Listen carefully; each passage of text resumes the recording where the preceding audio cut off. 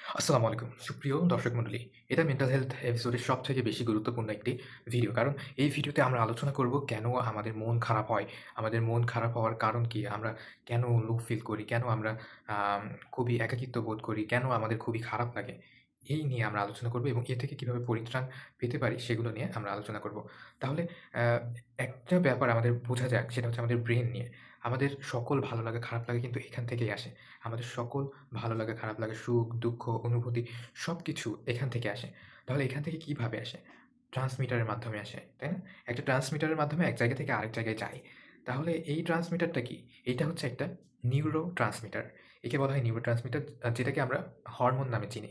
তো এই হরমোনগুলার ইমব্যালেন্সের কারণে আমাদের খারাপ লাগে কিংবা যখন অপর্যাপ্ত পরিমাণ আ কোনো হরমোন প্রডিউস হয় কিংবা কোনো হরমোন একটু বেশি পরিমাণে প্রডিউস হলে কিংবা কিছু কম পরিমাণে প্রডিউস হলে আমরা আ এরকম বিষণ্ণতায় ভুগি। তাহলে কি হরমোন আছে যেগুলা আমাদের ভালো লাগায় দায়ী? সেগুলা জানলে আমরা বুঝতে পারবো ওইগুলার অভাবই আমাদের খারাপ লাগার জন্য দায়ী। তাহলে প্রথমত আমাদের যখন আমরা সুখী অনুভব করি, আমাদের যখন খুবই ভালো লাগে, ভালো লাগা কাজ করে তখন যেই হরমোনগুলা কাজ করে সেগুলো হলো ফার্স্টলি হচ্ছে ডোপামিন এবং এছাড়াও এর সাথে আছে সেরোটোনিন এবং এন্ডোরফিন এবং কিছু হ্যাপি হরমোনস যেগুলো আমাদের আ ভালো লাগায় আ একদম প্রত্যক্ষভাবে দায়ী। তাহলে তারা যদি না থাকে কিংবা তাদের পর্যাপ্ত পরিমাণ যদি আমাদের মস্তিষ্ক প্রডিউস না করতে পারে, তাহলে অবশ্যই আমাদের ভালো লাগবে না, আমাদের খারাপ লাগবে, বিষণ্ণ লাগবে, anxiety, ডিপ্রেশন এগুলা হবে। তাহলে কি করলে এগুলা রিলিজ হয়? আ এবং এর ফলে আমাদের ভালো লাগে। তাহলে আম অ্যা সেগুলো নিয়ে আলোচনা করা যাক। আচ্ছা, আমরা একেবারে লো যেগুলা ডোপামিন ডিটক্স সেগুলা নিয়ে আলোচনা করি। একেবারে নিম্ন শ্রেণীর যেগুলো সেগুলা কি? সেগুলো যখন ফোন চালাই কিংবা আমরা যখন ফোনে রিলস দেখি, বিভিন্ন ধরনের কনটেন্ট কনজিউম করি, সোশ্যাল মিডিয়ায় স্ক্রল করতে থাকি কিংবা গেম খেলতে থাকি, তখন আমাদের ভালো লাগে। এটা এটা অস্বীকার করার কোনো উপায় নেই। তখন আমাদের ভালো লাগে।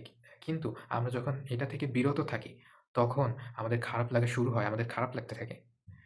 তাহলে উম এই যে যেগুলা করলে আমাদের ভালো লাগে, যেগুলা করলে আমাদের ভালো লাগে, সেগুলাই মূলত এই সকল হরমোনস গুলা, এই সকল নিউরোট্রান্সমিটার গুলা প্রডিউস করে এবং সেগুলা কিন্তু খুবই স্বল্প সময়ের জন্য অর্থাৎ যতটুকু আমরা সেগুলা নিয়ে থাকছি, সেগুলো করছি, ঠিক ততটুকু পর্যন্তই এগুলা রিলিজ হতে থাকে এবং অন্য সময় হয় না। এখান থেকে কিন্তু আসক্তির জন্ম নেয়।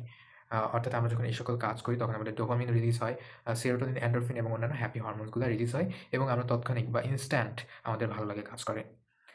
কিন্তু যখন আমরা সেগুলো রেখে দিই, তখন আমাদের ওই হরমোনস গুলা প্রডিউস হওয়া বন্ধ করে দেয় এবং আস্তে, আস্তে আমাদের খারাপ লাগা শুরু হতে থাকে।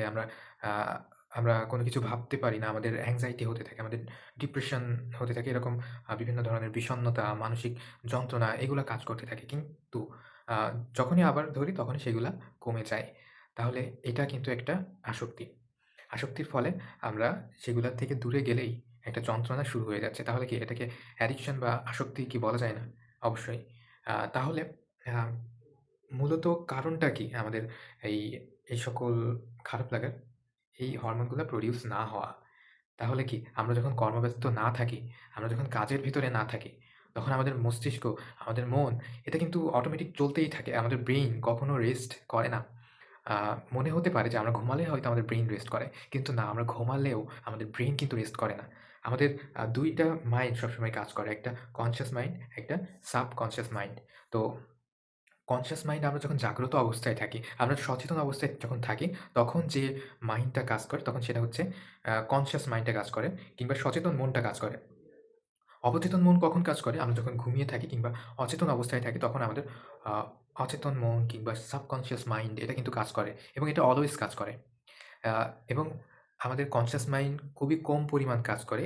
আ মাত্র 10% যদি কাজ করে তাহলে ওই সাবকন্সিয়াস মাইন্ডটা কিংবা অবচেতন মনটা ওইটা 90% কাজ করে। তাহলে এই যে সময়টা অর্থাৎ অলওয়েজ আমাদের মনটা কিন্তু কাজ করতেই আছে।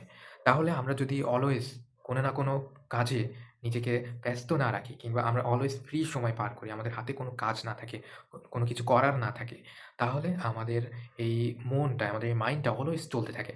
এবং এটা যখন চলে, তখন সবথেকে বেশি আমাদের নেতিবাচক চিন্তাগুলাই আ বেশি করে আমাদের সামনে প্রেজেন্ট করে। অর্থাৎ আমরা আ নেতিবাচক চিন্তাগুলাই বেশি করি যখন আমরা ফ্রি টাইমে থাকি কিংবা আমাদের হাতে করার কিছু না থাকে, আমাদের কোনো কাজ যখন না থাকে, আমরা যখন ফ্রি থাকি তখন আমরা ওই নেতিবাচক চিন্তা নিয়েই কিন্তু থাকি। কখনোই পজিটিভ চিন্তা করি না। একটা গ্লাস, একটা গ্লাসে যদি অর্ধেক পানি থাকে তাহলে বাকি অর্ধেক কি? ফাঁকা থাকবে? ফাঁকা থাকবে না তো ওইটা বায়ু দ্বারা পূর্ণ থাকবে। অর্থাৎ আমাদের যখন কোনো কাজ না থাকবে তখন মেমোরিটা আমাদের কাজ যখন থাকবে তখন আমাদের মাইন্ডটা কিন্তু কাজের সাথে থাকবে। কিন্তু যখন কাজ না থাকবে মেমোরি কি ফাঁকা থাকবে? মস্তিষ্ক কি ফাঁকা থাকবে? ব্রেইন? ব্রেইনটা তো ফাঁকা থাকবে না। ব্রেইনটা অলওয়েজ চলতে থাকবে। তখন কি চলবে ব্রেইনে? তখন ব্রেইনে পজিটিভ কিছু চলবে? চলবে না। তখন ব্রেইনে নেগেটিভ কিছু চলবে। নেগেটিভ কিছু বলতে কি? ২ ধরনের নেগেটিভ চিন্তা। এক হচ্ছে অতীতের অনুশোচনা। অর্থাৎ অতীতে কোনো কাজ নিয়ে আ আফসোস, যেমন মনে হতে পারে যে আমি অতীতে ওই কাজটা না করলে ভালো হতো। অতীতে কেন আমার সাথে ওইটা হলো? অতীতে আ এটা না হয়ে ওটা হলে ভালো হতো। অতীতে আমি যদি এটা না করে ওটা করতাম তাহলে ভালো হতো। এরকম বিভিন্ন ধরনের অতীত রিলেটেড অনুশোচনা আমাদের ভেতরে কাজ করতে থাকে এবং আমাদের খারাপ লাগবে অটোমেটিক্যালি। কিন্তু আমরা যদি আর ২ নম্বরটা যেটা বললাম যে, খারাপ লাগার ২ নম্বরটা কি বা নেতিবাচক চিন্তার ২ নম্বরটা কি? এটা হচ্ছে আ ভবিষ্যৎ নিয়ে চিন্তা, ভবিষ্যৎ নিয়ে দুশ্চিন্তা। যে হায় ভবিষ্যতে কি হবে না হবে, ভবিষ্যতে যদি এই হয়ে যায়। এরকম বিভিন্ন ধরনের ফেয়ার থাকতে পারে আমাদের ভবিষ্যৎ নিয়ে। তো এই ২ ধরনের কেসই কিন্তু এখানে সম্ভব। তো এইভাবে আমরা যখন কোনো কাজ না করি, আমাদের হাতে কোনো কাজ না থাকে, আমরা যদি ব্যস্ত না থাকি তাহলে আমাদের মনে এরকম নেতিবাচক চিন্তা আ অটোমেটিক্যালি ঘোরাফেরা করবে। এবং আমরা অটোমেটিক্যালি আ নিজেকে আত্মবিশ্বাসের অভাব মনে করব কিংবা নিজেকে ছোট মনে করা শুরু করব কিংবা আমাদের ভালো লাগবে না, আমাদের খারাপ লাগবে অলওয়েজ। তাই না? তো এছাড়া আত্মবিশ্বাস কমে যায় আমরা যখন কোনো কাজের ভিতরে না থাকি। আমরা যখন ব্যস্ত না থাকি, তখন আমাদের আত্মবিশ্বাস কমে যায়। আত্মবিশ্বাস কিভাবে কমে যায়? আমরা যখন কোনো কাজের ভিতরে থাকি, তখন আমাদের ওই কাজ সম্পর্কে আইডিয়া থাকে এবং আমরা তৎক্ষণাৎভাবে সেই কাজটা করার জন্য প্রস্তুত হয়ে যাই। কারণ আমরা সেই কাজের ভিতরে আছি এবং আত্মবিশ্বাসটাও আমাদের বেশি থাকে। সুতরাং এটা বলা হয় যে, তুমি যদি বেশি আত্মবিশ্বাসী হতে চাও, তাহলে বেশি, বেশি করে পড়বে, বেশি, বেশি করে প্র্যাকটিস বা চর্চা করবে। তো তারপরে আমাদের ভবিষ্যৎ নিয়ে অনিশ্চয়তা। আমরা যখন আমাদের করার কিছুই না থাকে, তখন আমরা ভবিষ্যৎ নিয়ে চিন্তা করি। ভবিষ্যৎ নিয়ে খারাপ, খারাপ চিন্তা আমাদের মাথায় আসে। তারপর শারীরিক কার্যকলাপের অভাব যদি হয় কিংবা শারীরিক কার্যকলাপ বা ফিজিক্যাল এক্টিভিটিস যদি কমে যায়, তাহলে মানসিক চাপটা কিন্তু বেড়ে যাবে অটোমেটিক্যালি। কিভাবে বাড়বে? আমরা যখন শারীরিক কোনো কাজ না করি, সারাদিন এমনিতে শুয়ে বসে পার করি কিংবা খুবই লো ভাবে পার করি, তাহলে আমাদের এটা হওয়াই স্বাভাবিক। কারণ আমাদের আ শারীরিক পরিশ্রম না করার কারণে আমাদের মস্তিষ্কে অক্সিজেনের অভাব হবে এবং অক্সিজেনের অভাবের ফলে আমাদের খারাপ লাগবে। ওই যে ১ম এ যেটা বললাম, অক্সিজেনের অভাব এবং পানির অভাব আমাদের মস্তিষ্কে, সেটা আমাদেরকে লো ফিল করাতে, আমাদেরকে খারাপ বোধ করাতে, আ আমাদেরকে খারাপ লাগাতে সবথেকে বেশি দায়ী। সুতরাং এগুলো নিয়ে আমাদেরকে সচেতন হতে হবে এবং আমরা যেন কখনোই আ ফ্রি না থাকি। আমরা অলওয়েজ কোনো না কোনো কাজের ভেতর দিয়ে নিজেকে ব্যস্ত রাখি কিংবা আমরা অলওয়েজ কোনো একটা নতুন কিছু শেখার কাজে আমাদেরকে ব্যস্ত রাখি। নতুন কোনো স্কিলস ডেভেলপমেন্ট এর কাজে আমরা যেন নিজেদেরকে ব্যস্ত রাখি এবং ছোট, ছোট সকল গোল, ছোট, ছোট সকল কাজের মধ্যে যেন আমরা থাকি। তো এটাই সুখ, এটাই ভালো লাগা, এটাই জীবনের মানে। সুতরাং আম আমার মনে হয় যে প্রত্যেকের উচিত তার নিজ, নিজ জীবনে নিজ, নিজ কর্মে ব্যস্ত থাকা এবং সেটা অবশ্যই প্রোডাক্টিভ কোনো কাজে ব্যস্ত থাকলে সবথেকে বেশি ভালো হয়।